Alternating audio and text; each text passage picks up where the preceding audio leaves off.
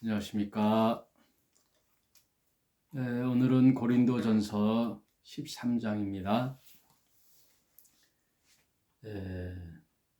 성경 일독 창세기부터 요한계시록까지 한 장씩 살펴보는 성경 통독 강해. 막연히 성경을 쭉쭉쭉 읽어가는 게 아니라 성경 책의 장별로 그 내용을 살펴보는 성경 통독 강해 시간. 벌써 고린도전서 13장이 됐네요. 오늘은 설 연휴 중에 다음 날이죠. 설 연휴 잘들 보내고 계신가요?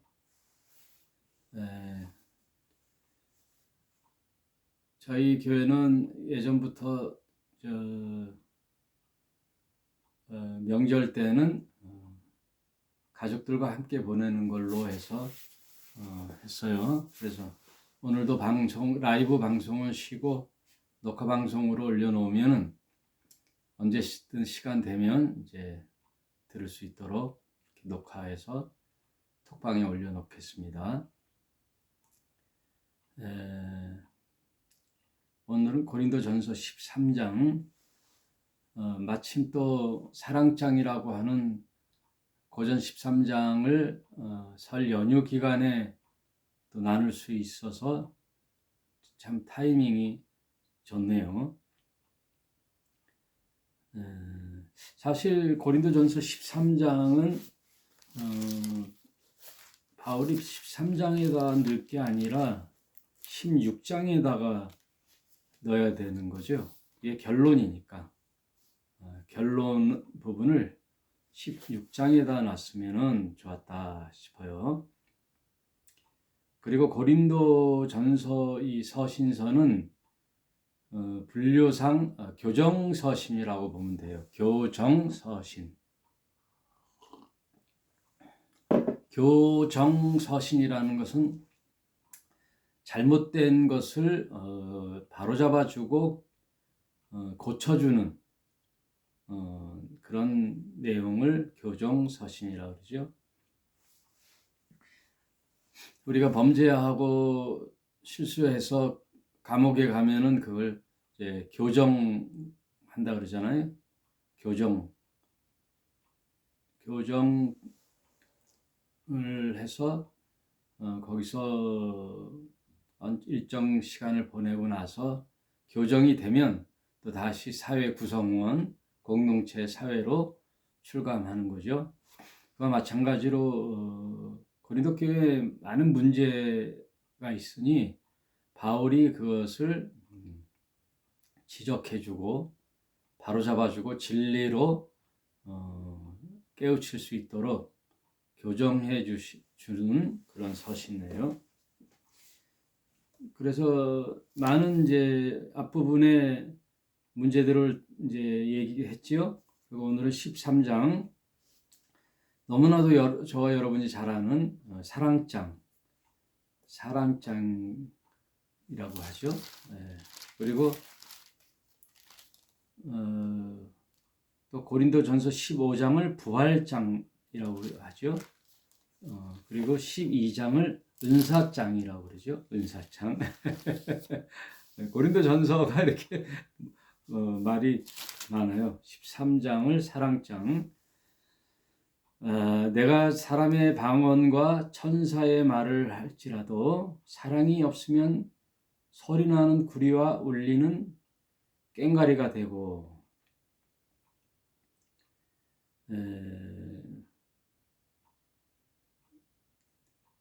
사람의 신비로운 언어를 방언이라고 그러잖아요.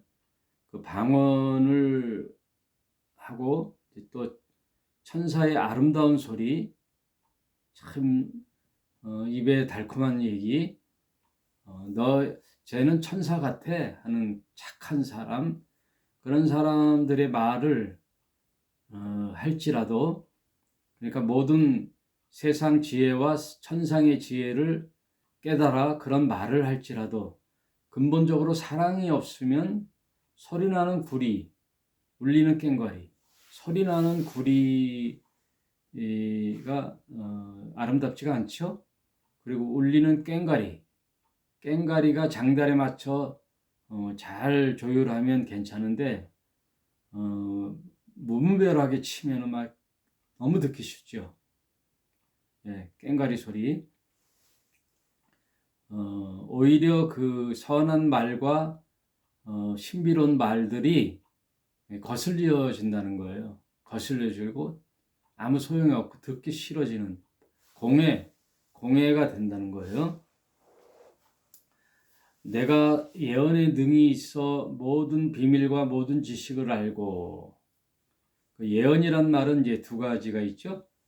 미래를 이제 예측하는 말과 하나님의 말씀을 받아 맡은 자로서 말씀을 선포하는 일을 둘 다 예언이라 그래요. 성경의 예언도 이렇게 두 가지죠.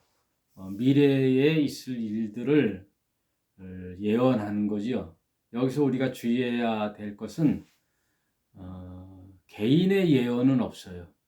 개인의 인생에 대한 너는 이렇게 하라는 예언은 없고, 모든 예언은, 앞으로의 미래 예언은 하나님의 진리의 말씀과 하나님의 경륜과 계획이 어떻게 진행될 것이다 라는 예언자를 통한 하나님의 말씀, 그게 예언이에요. 예언서. 장차 일어날 일들. 그거는 하나님의 경륜과 하나님의 통치 계획, 그리고 구원의 계획, 이런 모든 내용을 예언이라고 그러고, 우리 각 사람 개인이 어떻게 살 것인가, 또 하나님은 우리에게 어떤 말씀을 해주시는가를 선지자를 통하여 말씀하시는 것을 예언이라고 해요. 또 오늘날 그러면 신약에서는 이제 목사님들이 이제 말씀을 깊이 읽고 성경을 아주 깊게 깨달은 후에 하나님의 말씀의 마음을 대언해주는 대언자, 그걸 예언자라고 하는데 목사님들이 주로 하죠. 그리고 오늘날 두 번째로 앞날을 얘기하는 예언은 없어요. 앞날을 어떤 사람을 통해서 가르쳐주는 예언은 없다. 예언은 끝났어요. 언제 끝났냐? 성경이 완성됨으로써 충분한 예언의 성격이 완성됐다. 그러므로 어떤 누가 성경 외에 자신을 통하여 앞으로 어떻게 어느 날에 전쟁이 일어날 것이다, 어디가 어떤 나라는 어떻게 될 것이다, 누구는 어떻게 될 것이다, 이런 예언은 다 믿을만 하지 못해요. 가짜일 내용이 100%예요. 가짜일 경우. 왜? 성경의 앞으로의 일들에 대한 하나님의 계획이 낱낱이 다 기록되어 있기 때문에 앞으로의 있을 예언의 성격은 성경의 완성으로서 다 끝났다. 그러면 뭐만 있느냐? 말씀을 맡은 자의 하나님의 말씀 선포. 그것은 꼭 목사들만 하라는 것이 아니라 성경을 깨달은 자들이 누구든지 할 수 있는, 말씀을 가르치고 깨닫게 해주는 일, 이것은 남아있다, 그 얘기예요. 이제 나중에 나와요. 고린도전서에 보면은. 그러나 그런 능이 있다고 하더라도 사랑이 없으면 내가 아무것도 아니라는 거예요.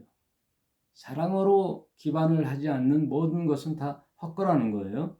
3절, 내가 내게 있는 모든 것을 구제하고 또 내 몸을 불사르게 내어줄지라도 사랑이 없으면 내게 아무 유익이 없느니라. 어떤 종교적 열심, 또 자신의 신념, 그래서 어려운 자를 도와주고 또 자신의 재산을 도네이션해서 이렇게 구제하는 일이라도 그 일이 어떤 책임감에 의해서 또는 남의 눈을 의식해서 또 어떤 공동체 직책을 맡아가지고 할 수 없이 하는 그런 게 아니라 근본적으로 없는 자를 살피고 내 안에 사랑의 마음으로 넉넉하게 또 자원하는 마음으로 기쁜 마음으로 내어놓는 그런 일이 아니면 다 유익이 없다 그 얘기예요. 그러면서 이제 사랑의 이제 본질적인 내용을 말씀하고 있어요. 4절 사랑은 오래 참고 사랑은 온유하며 특이하는 자가 되지 아니하며 사랑은 자랑하지 아니하며 사랑은 교만하지 아니하며 다 너무 좋은 말씀이죠. 한 구절 한 구절로 분석해서 또 말씀 나눌 수도 있죠. 예. 4절, 5절 무례히 행치 아니하며 저는 5절이 참 우리에게 마음에 깊은 깨달음을 주고 각성을 주죠. 무례히 행치 아니하며 사랑한다고 하고 어떤 공동체에 열심을 낸다고 하는데 상대방에게 굉장히 기분 나쁘게 한다든지 함부로 대한다든지 자기 말을 함부로 내뱉는다든지 이 말을 했을 때 상대방이 어떻게 나올 건가를 생각 안 하는 것이 다 무례한 짓이에요. 예.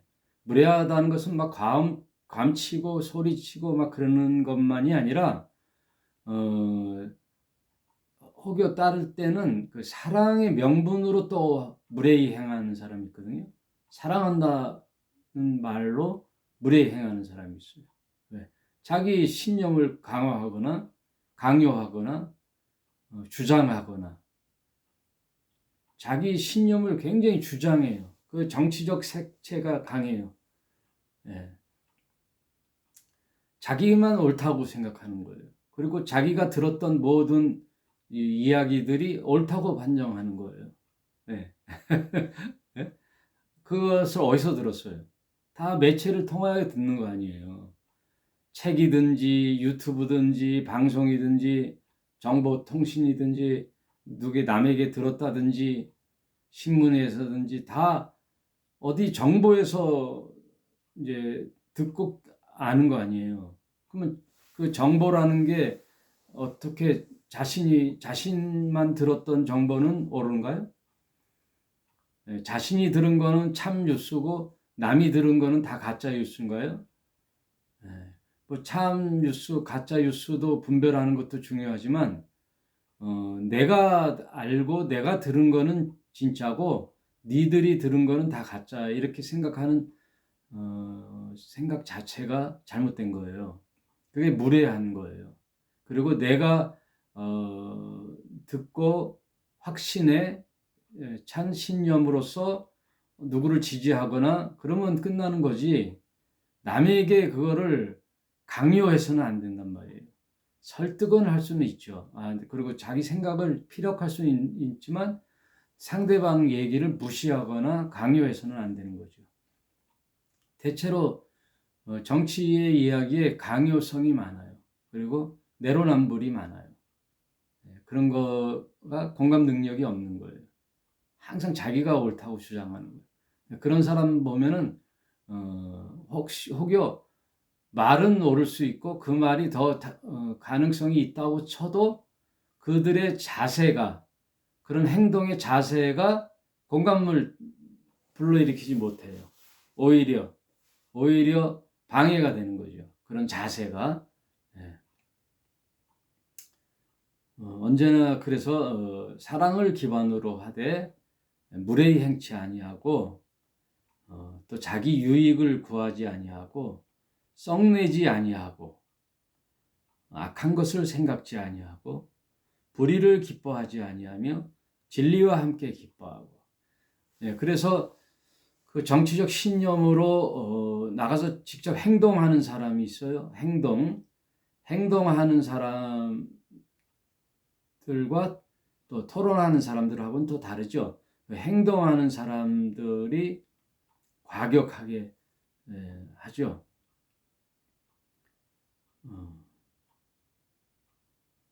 그래서 소기의 목적을 달성하기보다는 그릇된 결과를 도출하기도 하죠.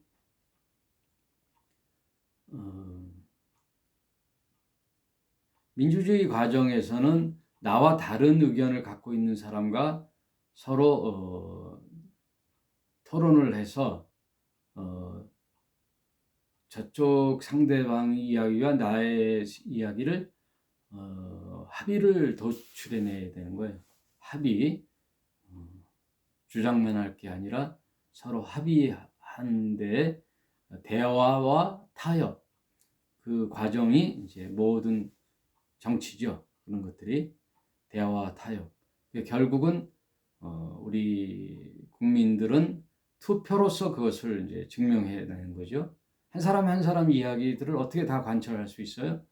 말하자면 이제 투표로 하는 거죠. 투표로서 자기가 신뢰하는 자들에게 그런 정치를 발휘할 수 있도록 힘을 불어주는 거죠. 언제나 조심해야 될 것은 늘 내로남불, 내가 잘못 생각하고 있지는 않는가 항상 돌아보고 내가 과격하지 않는가, 무례히 행치 않는가 한번 살펴보는 것이 참 중요해요. 그리고 완벽할 수는 없으니까 항상 차선책을 이제 선택하는데 지혜를 모아야 되죠. 지혜를 모아야 돼요. 무슨 얘기를 하든 이제 정치 얘기를 요즘은 안 할 수가 없는데, 왜냐하면 정치가 그만큼 굉장히 중요하기 때문이에요. 예. 우리 사회 구성원들이나 나라는 법을 집행하는데 따르는 그 법치주의, 민주주의거든요. 그래서 그 법을 만드는 사람들이 이제 국회고, 그 법을 만들어서 집행하는 자들이 이제 정치를 하는 거잖아요. 여야, 행정부, 거기에 대한 적절한 사법부의 간섭, 그런 것들이 조화롭게 분리된 상태에서 독립성을 가지고 서로 조화롭게 민주주의 절차로 해 나가는 것, 이런 것들이 다 정치예요. 뭐 다 기본적으로 다 알고 계시는 거죠. 요즘 제 자녀들과 이제 그런 얘기들을 많이 하는데, 부모와 자식 사이에서도 이 정치 얘기하다 보면은 사이가 멀어질 수 있고, 형제간은 더 하죠. 형제간에. 예. 어제 어머니 집에 이제 갔더니 누나 둘이 이제 왔는데, 그 누나 둘의 성격도 이제 정치적 성향도 똑같아요. 그럼 이제 자기 얘기들만 하면 되는데 남의 얘기는 절대 안 듣지요. 막 목소리 톤이 높아지고. 자, 7절. 모든 것을 참으며 모든 것을 믿으며 모든 것을 바라며 모든 것을 견디느니라. 사랑은 언제까지든지 떨어지지 아니하나. 저는 이제 이 사랑장 13장의 가장 중요한 부분이 8절부터 이제 10절까지예요. 우리가 살아가는 이유가 뭐가 있어요? 사람은 왜 사는가? 또 어떻게 살아가야 하는가? 네. 답은 믿음과 사랑이라고 누누이 강조하잖아요. 믿음은 개인이에요. 믿음은 내 개인이 하나님과의 관계 설정이에요. 그리고 하나님과 관계 설정이 된 나는 이제 어떻게 사느냐? 왜 사느냐? 어떻게 사느냐? 왜라는 답은 믿음이에요. 내가 왜 사느냐? 하나님과 연결되고 하나님과 관계하려고 사는 거예요. 하나님은 창조주요, 나는 피조물이요. 하나님은 나의 아버지요, 나는 그분의 자녀이기 때문에 내가 왜 사느냐? 하나님을 믿으려고 사는 거예요. 믿음의 관계를 하려고 사는 거고, 뭐 어떻게 사느냐는 이제 how, 왜라는 why는 나의 믿음이고, how 어떻게 살 것인가 그러면 그 다음은 이제 사랑이에요. 믿음의 다음 단계의 삶은 사랑이에요. 그래서 내 인생은 이제 나를 어떻게 강화시키고 내가 어느 높은 자리에 올라가고 나의 소원을 성취하고 나의 성공 가도를 달리려고 하는 게 아니고 하나님과 나의 믿음의 관계가 설정됐다면 하나님께서 나를 통하여 이 세상에 어떻게 살 것인가를 가르쳐 주거든요. 그게 성경이거든요. 그러면 성경은 나를 어떻게 살게 하셨느냐? 예수님처럼 살으라는 거예요. 예수님처럼. 예수님이 이 땅에 오셔서 당신의 목숨을 아끼지 아니하고 십자가의 죽음 사랑으로 오셨잖아요. 네. 찾아오신 거예요. 잃어버린 자식을 찾듯이. 여러분, 사랑이라는 단어는요, 구약의 아하브라고 할 수 있어요. 아하브. 사랑이라는 그 원어는 이제 신약의 헬라어로서는 아가페거든요. 네, 아가페. 뭐 조건이 없어요. 무조건 신의 사랑. 신의 사랑을 아가페라 그러는데 그 아가파의 그 뿌리는 구약의 아하브와 연결되어 있어요. 아하브. 아하브는 의성어예요. 소리 나는 소리. 소리의 언어. 의성어. 참새가 어떻게 울어요? 짹짹 울잖아요. 강아지가 멍멍하던 의성어처럼 아하브도 의성어인데 어떤 의성어냐면 자식을 그건 어린아이의 장성한 아이가 아니라 어린아이 길을 못 찾는 어린아이를 잃어버린 엄마의 심정 그 엄마가 그 잃어버린 아이를 찾으려고 온 사방을 신발도 안 신고 머리는 그냥 풀어 헤치고 옷은 뭘 입었는지 모르고 맨발로 온 사방을 둘러다니면서 헐떡이는 막 느긋하게 걸어 다니지 않잖아요. 막 뛰어다니죠. 이름을 부르면서 누구야 누구야 부르면서 미친 듯이. 그리고 혹시나 집에 왔을 때 그 숨소리가 어때요? 이 숨소리 들숨 날숨 그게 아하브예요. 아하브 어허 어허 어허 이게 아하브 그 의성어예요. 거기서 유래된 말이 아가페라는 거예요. 아가페.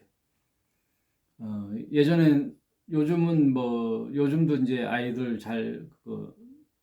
부모님들이 굉장히 관심을 갖지만 예전에는 집안마다 한 번씩 안 잊어버린 아이가 없잖아요. 다 잊어버렸잖아요. 저도 제 동생이 내가 잃어버렸을 때 내 기억은 안 나지만 내 동생이 이제 6살 차이 나는 남동생인데 걔를 잊어버렸어요. 걔가 2~3살인가 됐을 때 그때 우리 누나들하고 저하고 막 찾으러 다니는데 우리 엄마는 미친 듯이 돌아다니다가 집에 돌아와. 그때 이제 서울 미아리에 살고 있는 그 집 마당이 좀 있는 집인데 마당에 털썩 앉아가지고 대성통곡하는 모습이 지금도 그려져요. 어머님이 제 동생이 잊어버렸을 때 저녁이 점점 이제 어두워지고 그러니까 초조해잖아요. 근데 이제 연락이 왔더라고요. 파출소에 가서 막 뛰어갔더니 파출소에서 얼굴은 눈물로 범벅이 된 동생이 빵을 하나 먹고 있더라고요. 그 경찰관 아저씨가 빵을 줬나 봐요. 걔를 끌어안고서는 우리 어머님이 통곡을 하면서 엉덩이를 막 때리면서 어디 갔었냐 그러면서 혼내는 그런 모습이 떠오르죠. 그 엄마의 심정. 나는 형이고 또 형제로서는 누나들이 있지만 그때는 아버지는 안 보였어요. 누나들과 제의 그 마음 자세와 엄마의 자세는 완전히 다르죠. 엄마는 미친 듯이 돌아다니는 거죠. 그 모습이 과연 누구의 모습이냐 하면 아가페 사랑이라는 것이 바로 하나님의 사랑을 뜻하거든요. 신의 사랑. 하나님이 지금 저와 여러분을 통곡하며 찾고 계신단 말이에요. 통곡하며.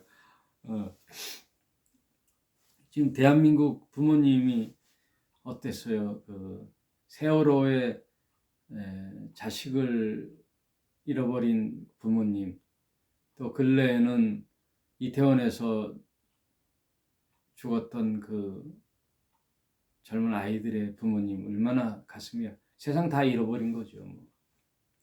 또 어느 TV를 보니까 트럭에다가 전단지를 싣고 텐트를 치고 전국 방방곡곡을 다니면서 딸,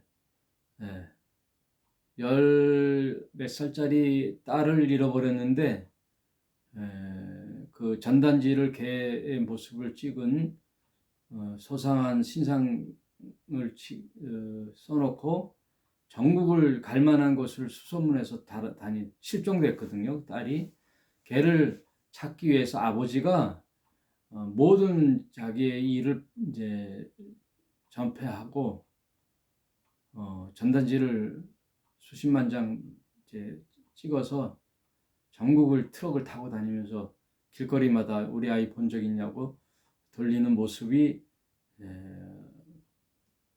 다큐멘터리식으로 이렇게 소개하더라고요.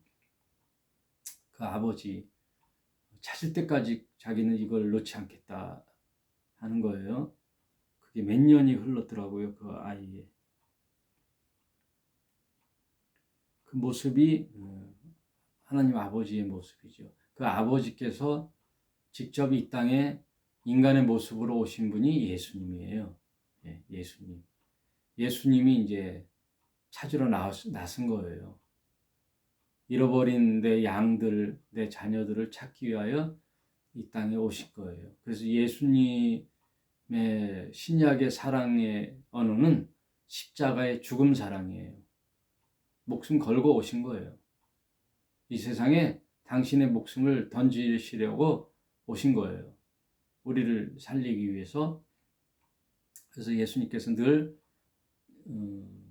제자들에게 나는 잃어버린 양을 찾으러 왔다. 비유의 말씀도 다 그런 거잖아요. 잃어버린 양, 또 잃어버린 드라크마, 그 동전이죠. 잃어버린 양, 잃어버린 드라크마, 또 하나의 그게 뭐예요? 누가복음 15장이 나오죠. 잃어버린 집 나간 탕자의 모습. 누가복음 15장에 이제 세 가지 잃어버린 드라크마, 10 드라크마 중에 하나. 그러니까 동전 하나 잃어버린 게 아니고 그 이스라엘에는 그 부모님들이 신부에게 비상금으로 시집가면 쓰라고 10 드라크마를 마치 이제 부모님의 그 뭐라 그러죠? 그 유산처럼 갑오처럼 이렇게 물려주는 거예요. 예전에 가락지 시부모님께 얻은 이제 며느리 얻으면 주라고 한 가락지들이 있잖아요. 그걸 물려주듯이. 그게 10 드라크마인데 그 중에 하나를 잃어버린 거는 하나 드라크마를 잃어버린 게 아니라 모두를 잃어버린 거랑 같은 거죠. 100마리 양 중에 한 마리 잃어버렸다는 것은 99마리를 두고 그 한 마리를 찾으러 가는 거죠. 목자라는 것은 그렇다는 거예요. 목자는. 계산을 하지 않는 거죠. 아유, 한 마리 잊어버렸네. 날은 어둡고 괜히 내가 나섰다가는 내 목숨이 위태로워하고 안 나가는 건 싹군 목자고, 왜? 양들을 돈으로 계산하거든요. 그까이 거 뭐 한 마리 10만 원 손해봤다고 치지. 그러진 않는단 말이에요. 낭떠러지에 울고 있는 그 잃어버린 양을 하나 찾으러 가는 게 목자의 심정이란 말이에요. 예수님의 심정이죠. 한 마리 잃어버린 양 찾아. 그 한 마리는 10마리, 100마리랑 똑같은 거예요. 우리 자녀 중에 누구 하나 소홀한가요? 다 귀하잖아요. 다 귀하거든요.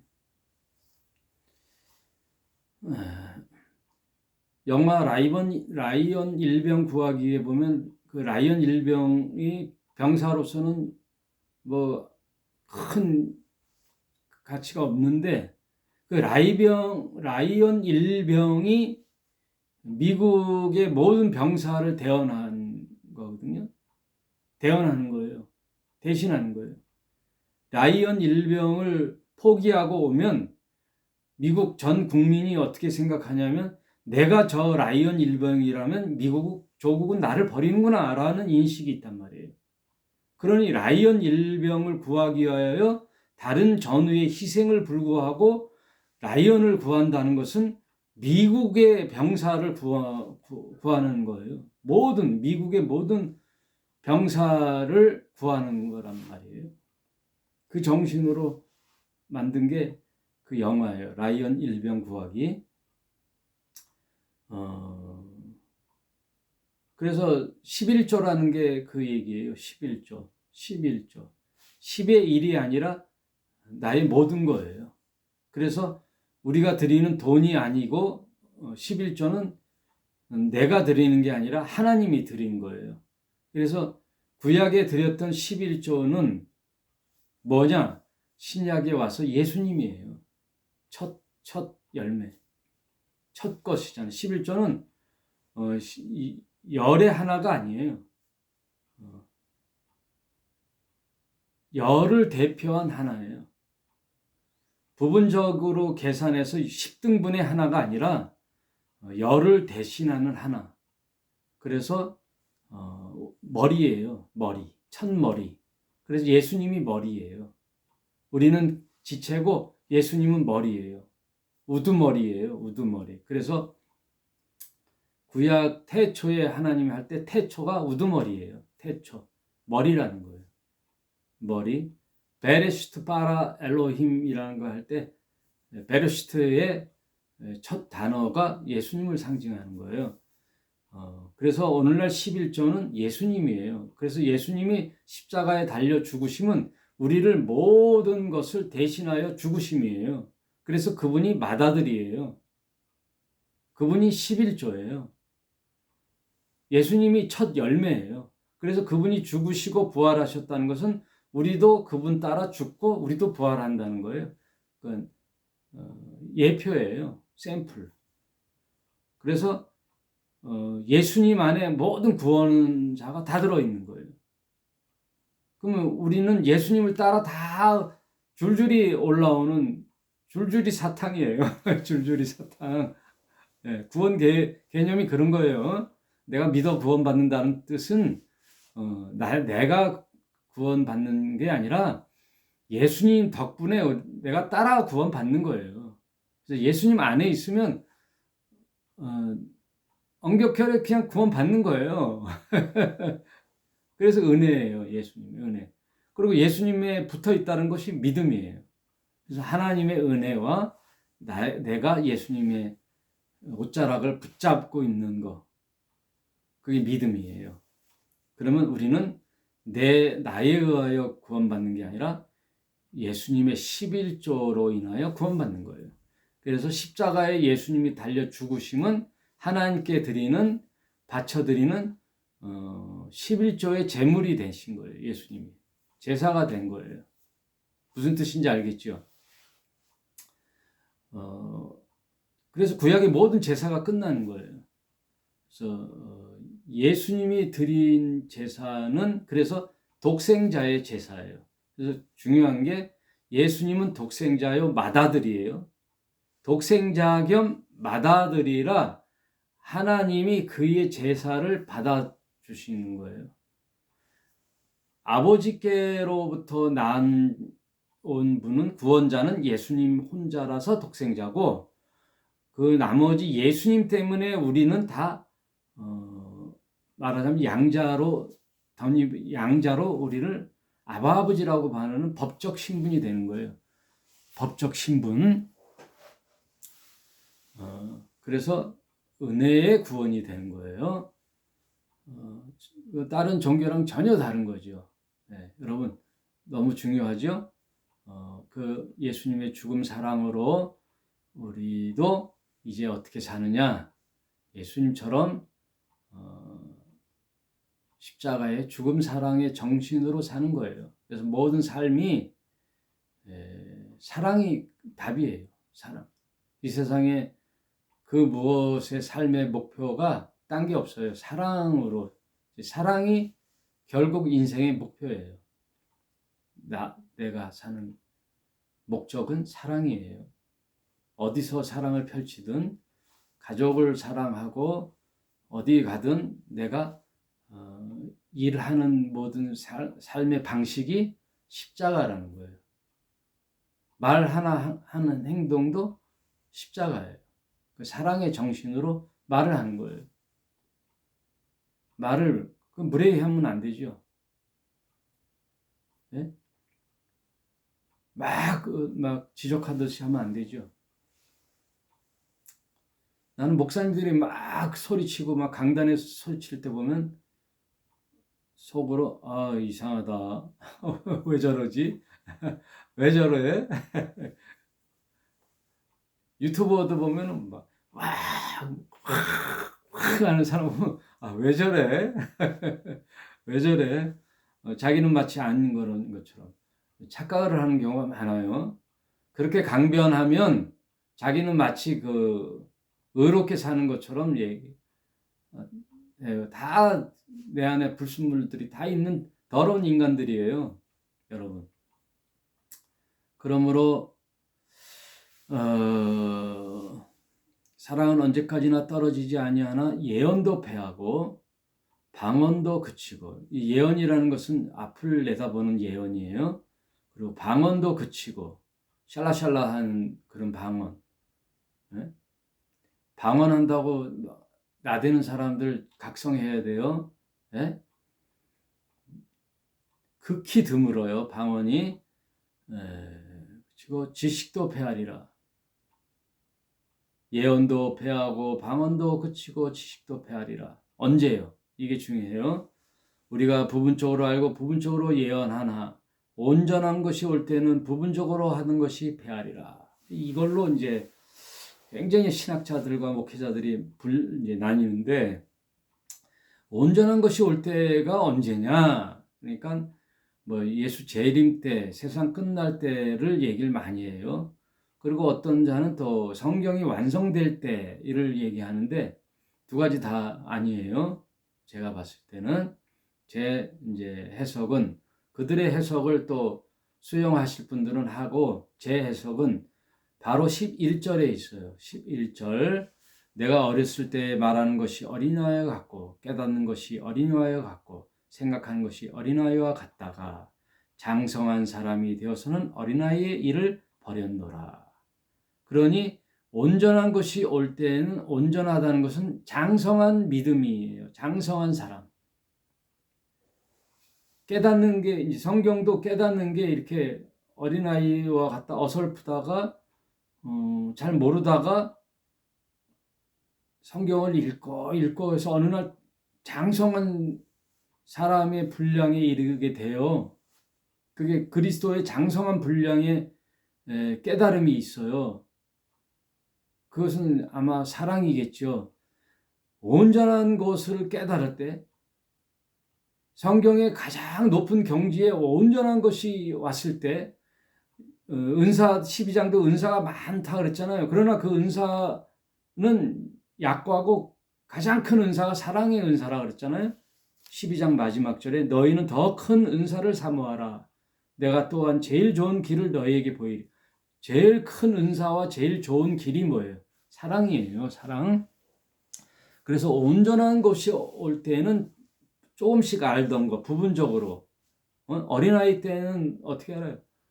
구슬치기, 다마치기, 딱지치기 이게 단줄 알고 막 온 주머니에 다 구슬이, 우리 때는 담아라 그랬는데 구슬이 가득 차면 든든하고 그게 그 어린아이 인생이잖아요. 최고잖아요. 잃어버리면 막 잠도 안 오고 막 눈물 흘리면서 자고, 무슨 놀이에서 이겨야 되고 하는 그 어린아이 같고, 생각하는 것도 어린아이 같고, 예? 예.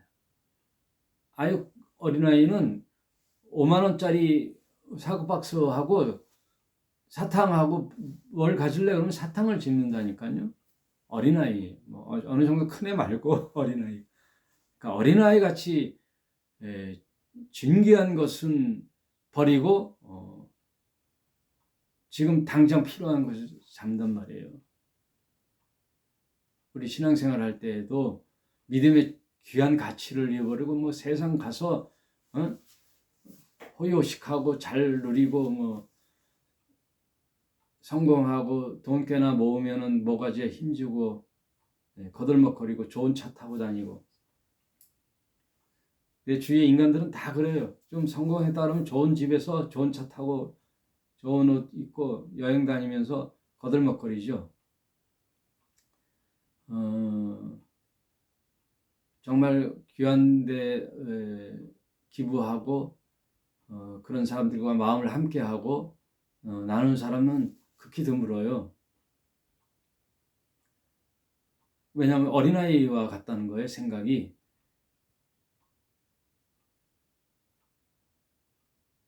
말하는 것도 어린아이 같아요. 말하는 것도. 왜? 다 어렸을 때니까. 그러나 장성한 사람이 됐다는 말이 그 온전한 것이라는 거예요. 온전한 것. 그러니 예수님이 뭐 재림할 때, 예수님 오시면 끝인데 우리가 왜 뭐 그렇게 되면 뭐예요? 그때 가서 알면 뭐예요? 예수님이 이 땅에 오시면 끝나는데 그때 가서 뭐 각성을 하고 알면 뭐 하겠어요? 그때 가서 무슨 사랑을 실천해요? 예? 그리고 성경이 온전히 완성될 때 이것은 약간 이제 의미는 있지만 다른 부분이란 말이에요. 다른 부분. 온전한 것은 내 개인의 신앙들이 다 틀리잖아요. 각자 어린아이 시절이 있고 장성한 분량의 시대가 있잖아요. 그러니 우리 모두 부단히 성경을 읽고 또 묵상하고 깨달아 장성한 믿음의 분량까지 이르자고요. 예. 이거는 다 개인이 달라요. 케이스 바이 케이스예요. 그러니 그때가 올 때는 모든 어린아이를 버렸노라. 우리가 이제는 거울로 보는 것 같이 희미하나 그때는 얼굴과 얼굴을 대어 보는 것이요. 이제는 내가 부분적으로 하나 그때는 주께서 나를 아신 것 같이 내가 온전히 알리라. 그 말은 뭐예요? 신앙생활하고 내가 이렇게 신자로 사는 그 목적은 1차적으로는 하나님과 관계 회복이요. 2차는 이 사랑의 정신이구나. 십자가, 예수님처럼 십자가에 달려 나나나 하지 않고 이웃과 상생하며 다 타인을 위한 헌신적인 삶을 사는 그 사랑의 정신, 아가페의 정신으로 사는, 십자가의 정신으로 사는 그 장성한 분량에 이르는 것까지가 되면 주님의 깊은 뜻을 알게 된다는 거예요. 하나님의 영적인 비밀을 다 알게 된다는 거예요. 그런즉 믿음, 소망, 사랑 이 세 가지는 항상 있을 것인데 그 중에 제일은 사랑이라 이거예요. 사랑이에요. 성경 전체가 다 사랑 이야기예요. 하나님의 아하브, 예수님의 십자가의 죽음 사랑, 이런 것들이 다 우리 신자가 왜 믿어야 하며 왜 살아야 하며 어떻게 살 것인지를 성경이 가르쳐 주는데 그 핵심은 사랑이다. 여러분 아시겠죠? 다른 건 잘 몰라도 돼요. 사랑으로 이제 경주하자고요. 그리고 다른 거 비교 안 해도 돼요. 시기 안 해도 돼요. 근데 어떤 자가 사랑하는 데에는 시기를 가져야 돼요. 야, 저렇게 사랑하면서 사는구나. 그거는 부러워해야 돼요. 안타까워해야 되고 막 경쟁을 해야 되는 거예요. 아유, 저 사람이 저렇게 나도 해야지 하고. 사랑에는 경쟁을 하고 사랑에는 져서는 안 되고 사랑으로 꼭 이기시길 바랍니다. 그러는 이상문 목사 잘하냐? 저도 노력하는 거예요. 열심히 하나님의 은혜를 힘입어 그런 정신으로 살라고 하루하루 다짐하는 거죠. 여러분 설 연휴 동안 사랑을 펼치시고 행복한 연휴 마치시고 또 일상으로 돌아가시는 저와 여러분이 되시기를 축복합니다. 네, 새해 복 많이 받으십시오. 감사합니다.